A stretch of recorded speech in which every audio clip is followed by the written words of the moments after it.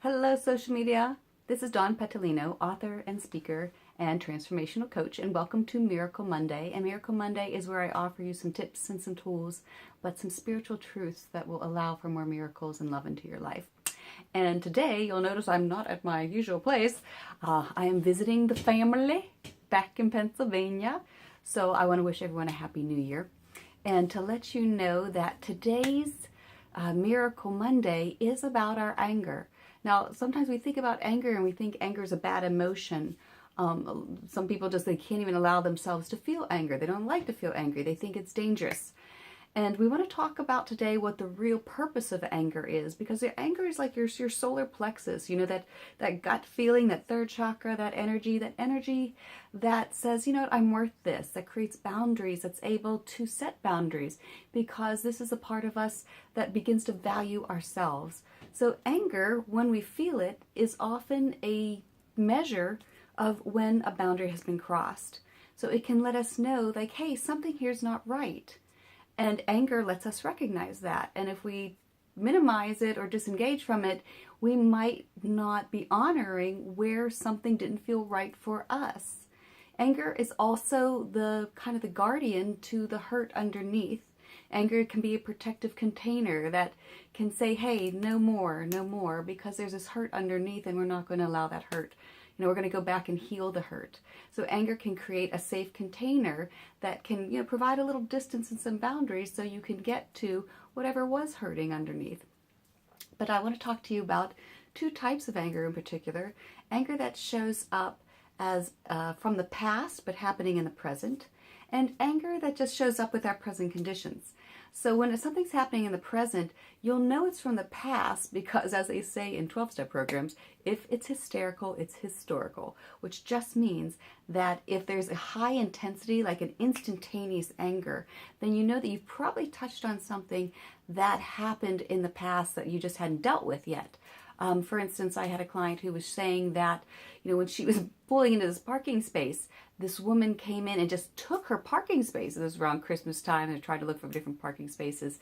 And she couldn't, she just got so angry because she tried pulling in. This woman scooted in on her spot. And she was so angry. She says, I just got instantaneously angry. And now the intensity of emotion that she had for that particular condition was disproportional. So that allows you to know something deeper is going on. And when we probed a little further, she said, I felt so disrespected. And I said, well, where in your life is that? Had you felt disrespected in your past, especially when you were a child at some point? And she says, oh yeah, that was really a big wound in her life, was feeling disrespected. And so the antidote to that was for her to begin to respect herself, not to attack the person who got in her parking space. That was just the trigger. That was life showing her this is an old wound, and it's our job to take responsibility for that. Whatever I'm throwing at that person is something I need to look at and give to myself. She felt disrespected.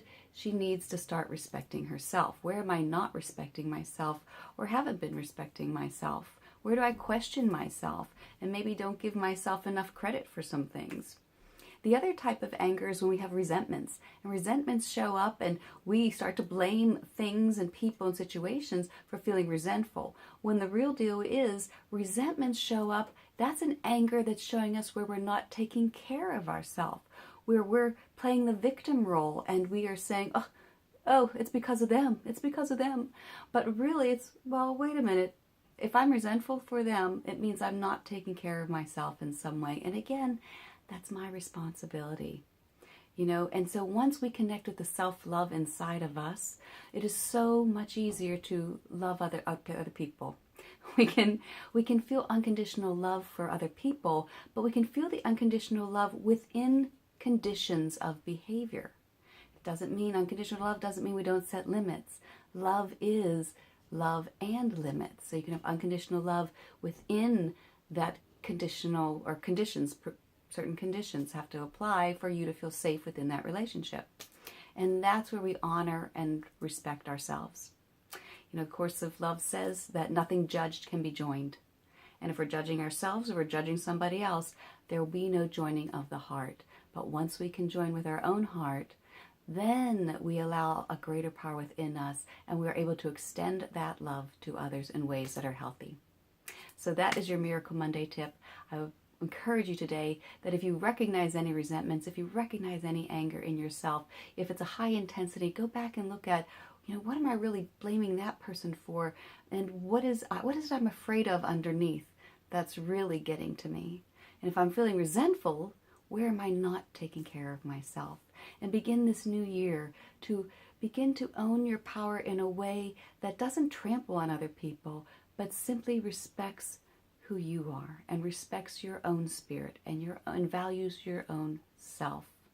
So we can set limits respectfully. Happy Miracle Monday, Happy New Year, and I look forward to seeing you next week. Bye for now.